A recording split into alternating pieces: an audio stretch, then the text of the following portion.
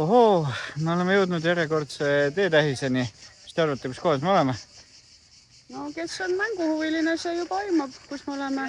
Jõudsime Carcassonne'i. Jarmo sai oma unistuse täita ja võrrelda, et kas mängukaane pilt on samasugune nagu selle linnamüüri ja kindluse pilt. Üsna sarnane, kuigi ütleme karbi pildi peal olid need tornikuplid veidi sinisemad, aga no kui hästi ette kujutada ühe silma kinni pigistud niimoodi, no siis võib-olla paistab see ka sinisena. On muidu ikka väga-väga autentne. Aga selle mänguga, kas see mäng leiutati ka siis samal ajal, kui seda kindlust ehitati? Kindlasti. Mäng leiutati aastal 2000 umbes ühe sakslase poolt, kellel on selle linnaga 0 seost.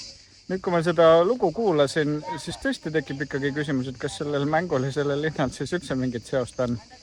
Selles mõttes on, no see härra Vrede sai ikkagi inspiratsiooni sellest linnakesest, et väga-väga sarnane kõik, aga ta ei ole nagu selle linna koopia. See mäng siis, muuseas, aga see mäng on selle linna väga palju kuulsamaks teinud, et siia tulevad kokku inimesed, kes on seda mängu mänginud ja tahavad näha, nagu meiegi. Jah, nii et pisikene vahva kindlus, üks mäng ja kohe 10 korda kuulsam.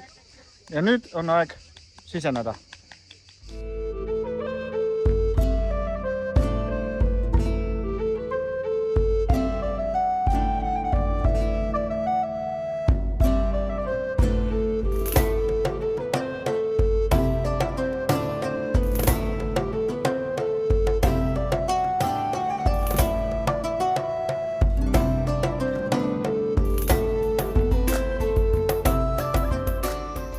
Me seisame Carcassonne'i linnuse välismüüril praegu ja see on ka üks põhjus, miks see on üsna eriline.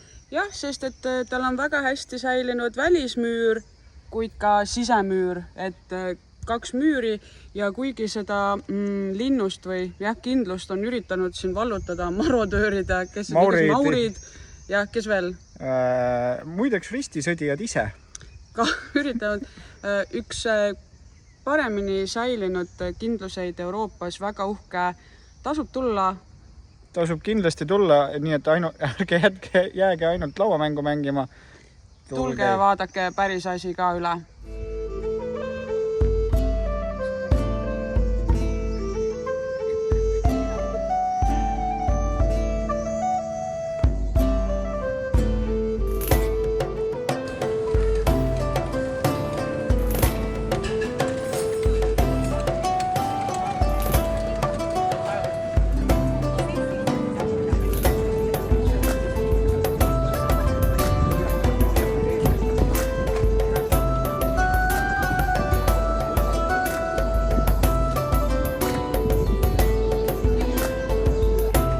Istuvad seal silla all.